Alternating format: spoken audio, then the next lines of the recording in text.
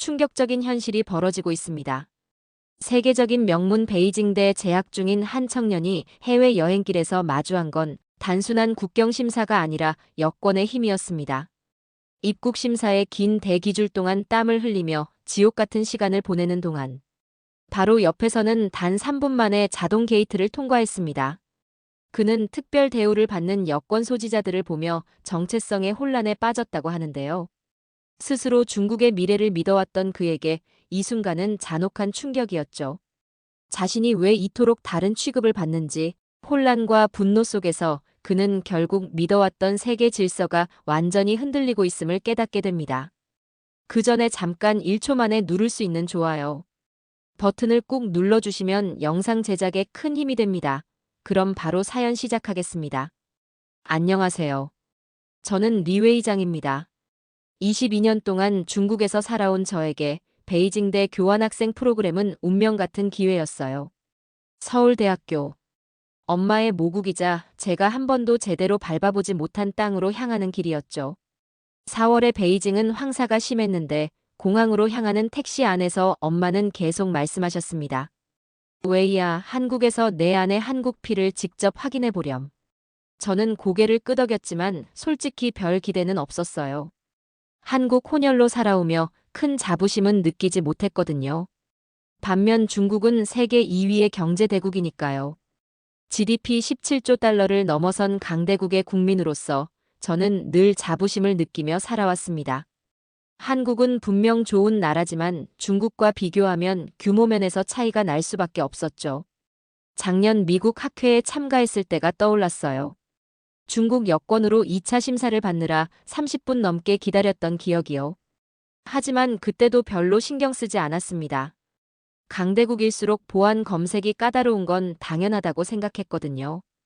기숙사 룸메이트인 장하우가 며칠 전 제가 한국으로 교환학생 간다는 걸 알고 핸드폰을 들고 와서는 뉴스 기사를 보여줬습니다. 리웨이 봐봐. 한국 여권이 세계 2위래. 190개국을 비자 없이 갈 수 있다는데? 저는 그냥 웃어넘겼어요. 그런 게 있어? 세계 2위 경제대국인 중국 여권이 더 유리할 거야. 실제로 그럴 거라고 믿었습니다. 14억 인구의 거대한 시장, 세계 곳곳에 뻗어나가는 1대1로. 프로젝트 오지와 AI에서 미국과 어깨를 나란히 하는 기술력까지요. 중국 여권도 그 위상에 걸맞은 대우를 받고 있다고 생각했습니다. 엄마는 IMF 외환위기 때 중국으로 넘어오신 분이에요. 그때는 한국보다 중국에 기회가 더 많아 보였다고 하시더군요. 아버지를 만나 중국에서 결혼하시고 저를 낳아 기르셨죠. 저는 태어날 때부터 중국 국적이었고 중국에서만 살았으며 한국어보다 중국어가 훨씬 편했습니다. 내가 가서 직접 느껴보면 좋겠다. 한국이 어떤 나라인지 말이야. 엄마의 말씀에 저는 고개를 끄덕였습니다. 하지만 속으로는 생각했어요. 한국도 좋겠지만 중국만큼 역동적이고 큰 무대는 아닐 거라고요. 중국에서 나고 자란 저에게는 베이징의 스케일이 더 익숙하고 자연스러웠거든요. 비행기표를 받아들고 여권을 확인했어요. 붉은 표지의 중화인민공화국 여권. 금색 국장이 선명하게 새겨진 이 작은 책자가 앞으로 제 인생을 어떻게 바꿀지는 그때만 해도 전혀 예상하지 못했죠. 안녕하세요. 저는 리웨이장입니다. 인천국제공항에 내린 순간 저는 완전히 다른 세계에 발을 디뎠다는 걸 느꼈어요. 3시간 20분의 비행 끝에 도착한 한국 땅이었습니다. 사촌 민지가 마중 나와 있었는데 그녀는 서울대 국어국문학과 3학년이었죠. 오랜만에 보는 손을 흔드는 민지의 모습이 반가웠어요. 하지만 입국 심사장에서 첫 번째 충격을 받았습니다. 한국인들은 자동 심사대로 향했고 저는 외국인 전용 창구줄에 서야 했죠. 갈라지는 순간 이미 다른 세계로 분류되고 있었어요. 저보다 늦게 심사장에 도착한 사람들도 저보다 먼저 들어갔습니다. 시계를 보니 오후 2시 15분이었어요. 한국 사람들은 여권을 기계에 대고 지문을 찍더니 3분 만에 통과했습니다. 자동문이 열리며 그들이 사라지는 모습을 보면서 저는 외국인 줄에서 20분을 기다려야 했어요. 앞 사람들이 하나씩 심사를 받는 동안 시간이 더디게 흘렀죠. 저편에서 들리는 한국인들의 대화가 귀에 거슬렸습니다. 벌써 끝났다며 웃는 소리, 자동심사가 편하다는 감탄사들이요. 예전에는 자기들도 줄 서서 기다렸다는 말도 들렸어요. 하지만 지금 줄 서서 기다리는 건 저 같은 외국인들 뿐이었습니다. 제 차례가 왔을 때 심사관이 중국어로 물었어요. 체류 목적이 무엇인지, 숙소 주소를 아는지 말이에요. 저는 영어로 교환학생이라고 대답했지만 A사 용지에 기숙사 주소를 직접 적어야 했습니다. 한 글자 한 글자 써내려가는 동안 뒤에 줄 선 사람들의 시선이 느껴졌어요. 민지는 도착장에서 기다리고 있었습니다. 왜 이렇게 오래 걸렸냐는 그녀의 물음에 저는 씁쓸한 미소만 지었죠. 절차가 좀 복잡하다고 둘러댔어요. 조금 전 면세점을 지나는 길에는 직원이 다가와서 외국인 할인 카드를 권했습니다. 10% 추가 할인을 받을 수 있다며 등록을 유도했어요. 하지만 등록 화면에서 중국 여권 번호를 입력하자 시스템 오류가 났습니다. 그 순간 깨달았습니다. 같은 공간에 있지만 우리는 완전히 다른 시스템 안에 있다는 걸요. 민지에게는 열려있는 문이 저에게는 닫혀 있었어요. 단순한 기술적 문제가 아니라 여권 색깔이 만들어내는 보이지 않는 경계선이었습니다. 공항철도를 타고 가면서 생각했어요. 나는 절반은 한국인인데 왜 외국인 창구에서 설명해야 하지? 엄마의 피가 흐르고 있는데도.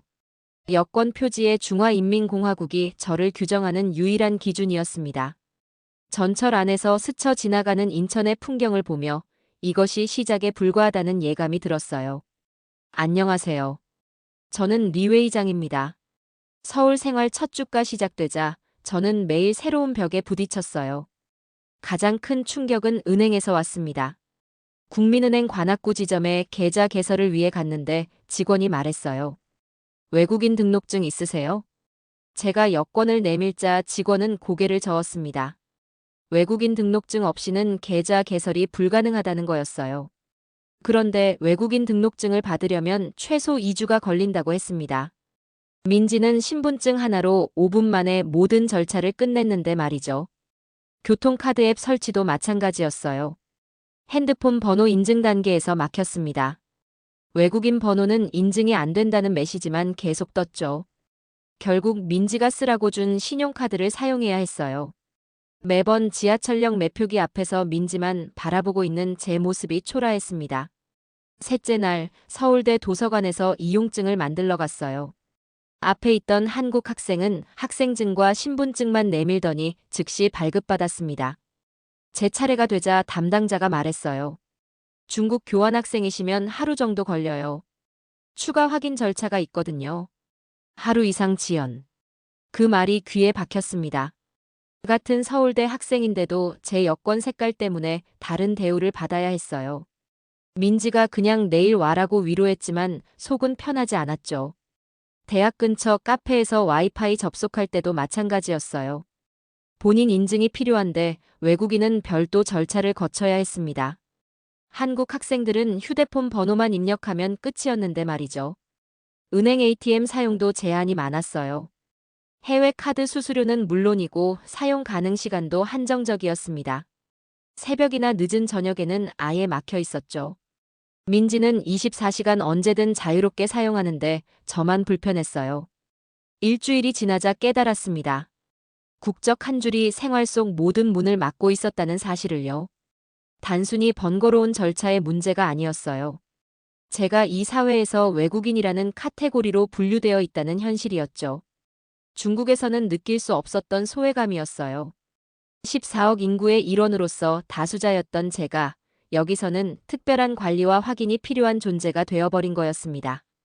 강대국 국민이라는 자부심이 일상의 작은 불편함들 앞에서 무력해지고 있었어요. 안녕하세요. 저는 리 회장입니다. 홍콩행 비행기표를 예매한 건 서울 생활 3주째였어요. 민지와 함께 아시아 나라를 탐방할 겸 짧은 여행을 떠나기로 한 거였죠. 중국과 가까운 홍콩이니까 별 문제 없을 거라고 생각했습니다. 오히려 중국 여권이 유리할 수도 있겠다 싶었어요. 홍콩 국제공항에 도착했을 때였어요. 입국 심사장에서 또다시 갈라졌어요. 민지는 특별 레인으로 향했고 저는 중국 본토인 전용 창구에 줄을 섰죠. 이번엔 좀 나을 거라고 기대했는데 현실은 달랐습니다. 민지는 특별 레인에서 여권만 제시하더니 6분 만에 통과했어요. 한국-홍콩 간 신속 입국 협약 덕분이었죠. 반면 저는 중국 여권 소지자라는 이유로 2차 심사에 걸렸습니다. 체류 목적, 숙박 장소, 출국 항공편까지 모든 걸 다시 확인해야 했어요. 대기실에서 35분을 기다렸습니다. 벽에 걸린 뉴스 화면에서는 홍콩-한국 신속 입국 협약에 대한 자막이 흘러나오고 있었어요. 양국 관계 개선과 관광 활성화를 위한 조치라고 했죠. 옆에 앉은 일본인 여행객이 동반자에게 말하는 소리가 들렸습니다. 한국 여권도 빠르더라고요. 심사관이 저를 불렀을 때는 오후 12시 20분이었어요. 여행 목적을 설명하고 호텔 예약 확인서를 보여주고 복귀 항공편까지 증명해야 했습니다. 저 같은 중국계인데도 본토 여권이라는 이유로 의심의 눈초리를 받아야 했어요. 민지는 벌써 입국장에서 커피를 마시며 기다리고 있었습니다. 제가 나타나자 시간을 확인하더군요. 자신은 6분, 저는 41분이 걸렸다는 걸 알게 된 순간이었어요. 같은 비행기에서 내렸는데 35분의 격차가 벌어진 거였습니다. 택시를 타고 호텔로 향하면서 생각에 잠겼어요. 홍콩은 중국의 특별행정구역인데 오히려 중국 본토 여권이 더 까다롭게 취급받고 있었습니다. 역설적이게도 한국 여권이 더 환영받는 상황이었어요. 호텔 로비에서 체크인할 때도 마찬가지였어요. 민지는 여권만 내밀면 끝이었는데 저는 추가 서류를 요구받았습니다. 신용카드 정보부터 비상연락처까지 모든 걸 기입해야 했죠. 같은 방을 쓰는데도 제 여권 때문에 절차가 복잡해졌어요. 그날 밤 호텔방에서 민지가 물었습니다. 중국에서는 이런 일이 없냐고요. 저는 고개를 저었어요. 중국에서는 제가 내국인이니까 당연히 편했죠. 하지만 여기서는 제 여권이 29분이나 저를 붙잡는 족쇄가 되어버렸습니다. 창밖으로 보이는 홍콩의 야경이 아름다웠지만 마음은 복잡했어요. 경제대국 중국의 국민이라는 자부심이 실제 여행에서는 오히려 장벽이 되고 있었거든요. 특별행정구역인 홍콩에서조차 본토 여권은 의심받는 존재였습니다. 안녕하세요. 저는 리 회의장입니다. 홍콩 둘째 날 마카오 당일치기 여행을 계획했어요. 페리로 1시간이면 도착하는 가까운 거리였죠. 민지가 카지노도 구경하고 포르투갈 문화도 체험해보자고 제안했습니다. 홍콩에서 이미 한 번 경험했으니까 별다른 기대는 하지 않았어요. 오전 10시 마카오 페리 터미널에 도착했습니다. 입국 심사는 비교적 순조로웠어요. 하지만 호텔 체크인에서 또다시 차이를 느꼈죠. 저는 중국 여권으로 추가 서류를 요구받았고 민지는 한국 여권만으로 간단히 절차를 마쳤습니다. 오후에 카지노 입장할 때도 마찬가지였어요. 저는 별도 등록을 거쳐야 했지만 민지는 여권 확인만으로 충분했죠.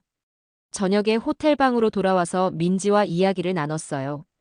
하루 종일 겪은 경험들이 머릿속을 맴돌았거든요. 민지야, 왜 이렇게 국가별로 여권 대우의 차이가 날까? 민지가 잠시 생각하더니 대답했어요. 자기도 정확한 이유는 모르겠지만 아마도 정치적인 관계나 경제적 요인들이 복합적으로 작용하는 것 같다고 했죠. 한중 관계가 복잡하고 홍콩과 마카오의 특별한 지위도 영향을 미치는 것 같다고요. 그런데 오빠는 어떻게 생각해? 저는 솔직하게 말했어요. 중국이 경제 대국이라고 자부해왔는데 실제로는 여권의 파워가 그렇지 못하다는 게 충격적이라고요. 숫자로만 봐도 한국은 190개국, 중국은 80여 개국이니까 차이가 엄청나더라고 했죠. 민지가 고개를 끄덕이며 말했습니다. 경제력과 외교력이 항상 비례하는 건 아닌 것 같다고요. 한국도 예전에는 지금처럼 자유롭게 여행하기 어려웠는데 민주화와 경제 발전을 거치면서 국제사회의 신뢰를 쌓아온 결과라고 생각한다고 했어요. 그럼 중국도 시간이 지나면 나아질까? 민지는 신중하게 답했어요. 아마도 그럴 거라고 생각하지만 단순히 경제 성장만으로는 부족할 것 같다고요. 국제사회와의 관계, 정치체제, 문화적 교류 같은 여러 요소들이 함께 발전해야 할 것 같다고 했죠. 저는 창밖을 보며 말했어요.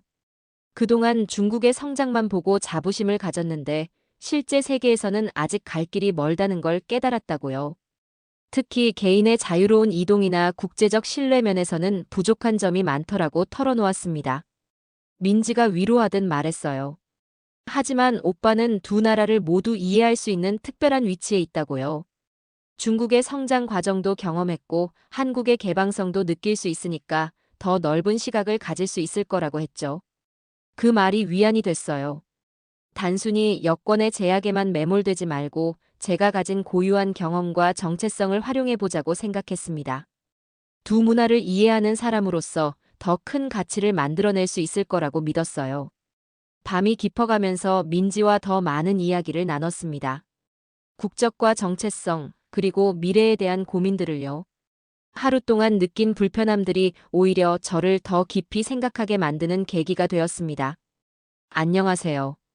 저는 리 회장입니다. 그날 밤 호텔 방으로 돌아와서 노트북을 켰어요. 하루 종일 겪은 일들이 머릿속을 맴돌았습니다. 정말 중국 여권이 이렇게 약할까? 궁금증을 참을 수 없어서 검색창에 타이핑했죠. 헨리 여권 지수 2024. 첫 번째 결과가 화면에 떴습니다. 충격적인 숫자들이 눈에 들어왔어요. 한국 여권 2위, 190개국 무비자 입국 가능. 중국 여권 63위, 80여 개국만 가능. 190대 80. 이 격차가 현실이었습니다. 민지가 옆에서 세계 지도를 보여줬어요. 한국 여권으로 갈 수 있는 나라들은 초록색으로 표시되어 있었죠. 유럽, 미주, 오세아니아, 동남아시아까지 거의 모든 대륙이 초록색이었어요. 반면 중국 여권으로는 회색 투성이었습니다. 유럽을 보니 더 충격적이었어요. 독일, 프랑스, 이탈리아, 스페인 모두 한국인에게는 무비자였지만 중국인에게는 비자가 필요했습니다. 미국도 마찬가지였죠. 한국인은 ESTA로 간단히 입국하지만 중국인은 복잡한 비자 절차를 거쳐야 했어요. 그때 작년 유럽 학회가 떠올랐습니다. 프랑스 파리에서 열리는 국제 컨퍼런스에 참가하려 했는데 비자가 거절당했었어요. 서류 미비라는 이유였죠. 한국 학생들은 아무 문제 없이 참가했는데 저만 못 갔던 기억이 생생했습니다. 아시아 지역을 살펴봐도 마찬가지였어요. 일본 무비자 입국은 한국인만 가능했고 중국인은 여전히 비자가 필요했습니다. 동남아시아 일부 국가들도 한국 여권에는 우대를 해주지만 중국 여권에는 제한을 두고 있었어요. 더 자세한 데이터를 찾아봤습니다. 여권 자유도 순위에서 싱가포르와 독일이 공동 1위였고 한국이 2위였어요. 일본이 3위, 핀란드와 이탈리아가 공동 4위였죠. 중국은 63위에서 64위 사이를 맴돌고 있었습니다. 경제력과 여권 파워가 꼭 비례하지 않는다는 걸 깨달았어요. 중국은 세계 2위 경제 대국이지만 여권 순위는 중위권에 머물러 있었습니다. 반대로 인구 5천만의 한국이 여권 파워에서는 세계 최고 수준이었죠. 비자 면제 협정 현황도 충격적이었습니다. 한국은 전 세계 190개국과 무비자 또는 도착비자 협정을 맺고 있었어요. 중국은 80여 개국에 불과했죠. 110개국의 격차, 이게 제가 매번 느꼈던 불편함의 근원이었습니다. 특히 서구 선진국들의 중국에 대한 시각을 알 수 있었어요. 비자 심사가 까다롭고 입국 심사에서 추가 확인을 받는 이유가 단순히 경제력 때문이 아니었습니다. 정치적, 외교적 관계도 큰 영향을 미치고 있었어요. 민지가 말했습니다. 자기는 이런 걸 생각해 본 적이 없다고요. 한국 여권으로는 웬만한 곳은 다 갈 수 있어서 당연하게 여겼다는 거였어요. 저에게는 꿈 같은 이야기였죠. 노트북 화면을 보며 절망감이 밀려왔습니다. 190대 80. 내가 자랑하던 중국에 대한 자부심이 이 숫자 앞에서 무너져 내렸어요. 경제 대국의 국민이라는 정체성이 실제 세계에서는 제약으로 작용하고 있었습니다. 지난 몇 주간 겪었던 모든 불편함들이 이해됐어요. 공항에서의 지연, 호텔에서의 차별, 각종 서비스에서의 제약들. 모든 게 여권 색깔로 귀결되고 있었습니다. 안녕하세요. 저는 리 회장입니다. 마카오에서 서울로 돌아온 다음 날, 저는 엄마에게 전화를 걸었어요. 밤 10시였는데 베이징은 11시였죠. 엄마는 제가 전화하자 반가워하셨지만 제 목소리에서 뭔가 달라진 걸 느끼신 모양이었습니다. 웨이야, 무슨 일 있었니? 저는 지난 며칠간의 경험을 털어놓았어요. 공항에서의 긴 대기, 호텔에서의 차별, 여권 지수의 충격적인 격차까지. 엄마는 조용히 들어주시더니 긴 한숨을 쉬셨습니다. 엄마도 그런 경험이 있단다. 엄마가 꺼내신 이야기는 제가 전혀 모르던 것들이었어요. 1998년 IMF 외환위기 당시 엄마는 한국을 떠나 중국으로 건너오셨습니다. 그때는 중국이 더 기회의 땅으로 보였다고 하셨죠. 한국 경제가 무너지는 것 같았고 중국은 막 개혁 개방으로 성장하기 시작했으니까요. 그때는 중국이 답인 줄 알았어. 아버지도 만나고 너도 낳고 행복했지. 하지만 시간이 지나면서 여권 문제가 발목을 잡기 시작했다고 하셨어요. 2005년 베이징에서 열린 국제회의에 참가하려 했는데 유럽 출장 비자가 거절당했다는 겁니다. 중국 거주 외국인이라는 애매한 신분 때문이었죠. 엄마는 결국 그 회의 참가를 포기해야 했어요. 한국 동료들은 모두 참석했는데 엄마만 중국 비자 문제로 빠져야 했다고 하셨습니다. 그때 처음으로 국적의 무게를 실감하셨다고 했어요. 내 고모는 한국 국적을 유지했는데 아이들이 유럽 유학을 쉽게 갔단다. 이 말씀이 가슴에 박혔습니다. 같은 가족인데도 국적에 따라 완전히 다른 기회를 얻고 있었던 거예요. 제 사촌들은 한국 여권으로 세계 어디든 자유롭게 갈 수 있었지만 저는 매번 비자와 심사의 벽에 부딪혀야 했죠. 엄마가 말씀하셨어요. 국적은 벽이 아니라 다리야. 너는 두 세계를 잇는 아이란다. 그 말씀을 들으며 관점이 바뀌기 시작했습니다. 지금까지 저는 중국 국적을 자랑으로 여기면서도 동시에 한국 혈통을 부담으로 생각했을지도 모르겠어요. 어정쩡한 위치라고 느꼈거든요. 하지만 엄마의 경험담을 들으니 달랐습니다. 제가 겪고 있는 제약들이 새로운 것도 아니고 영원한 것도 아니라는 걸 깨달았어요. 엄마도 20년 전에 비슷한 고민을 하셨고 그 속에서 자신만의 길을 찾으셨던 거였죠. 내가 한국어를 배우고 한국 문화를 이해한다면 더 많은 문이 열릴 거야. 엄마는 제가 단순히 여권을 바꾸는 것보다 진짜 두 문화를 이해하는 사람이 되기를 바라셨어요. 중국에서 자란 경험과 한국의 혈통, 두 가지 모두 제 자산이라는 말씀이었습니다. 전화를 끊고 나서 생각해봤어요. 엄마는 1998년의 선택의 기로에 서셨고 중국을 택하셨죠. 그때는 합리적인 선택이었어요. 하지만 2024년 현재 상황은 달라져 있었습니다. 한국은 여권 파워 2위의 국가가 되었고 중국은 여전히 63위에 머물러 있어요. 경제 성장과 외교적 영향력이 반드시 비례하지 않는다는 걸 엄마도 저도 뒤늦게 깨달은 거였습니다. 그날 밤 잠자리에 들면서 다짐했어요. 여권 색깔을 탓하며 불평만 할 게 아니라 주어진 조건에서 최선의 선택을 해야겠다고요. 엄마가 말씀하신 대로 두 세계를 잇는 다리 역할을 해보겠다고 마음먹었습니다. 안녕하세요. 저는 리웨이장입니다. 서울대 캠퍼스를 걸으며 5월의 따스한 바람을 느꼈어요. 한 달여의 교환학생 생활이 저를 많이 바꿔놓았습니다. 도서관 앞 게시판에 붙은 각국 교환학생 포스터들이 눈에 들어왔죠. 독일, 프랑스, 캐나다, 호주까지. 예전 같으면 부러워만 했을 테지만 이제는 다르게 보였어요. 민지와 함께 학생회관 카페에 앉아 있었습니다. 그녀의 친구들이 합류했는데 모두 다양한 국제 경험을 가진 학생들이었어요. 한 명은 미국에서 인턴십을, 다른 한 명은 유럽에서 어학연수를 했다고 했죠.